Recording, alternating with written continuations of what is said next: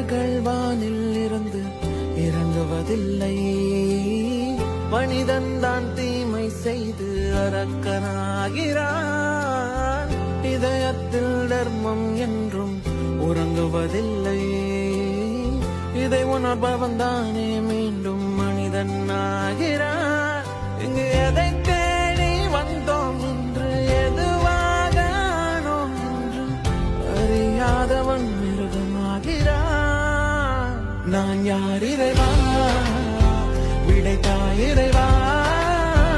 நான் யார் இறைவா, பதில் சொல்ல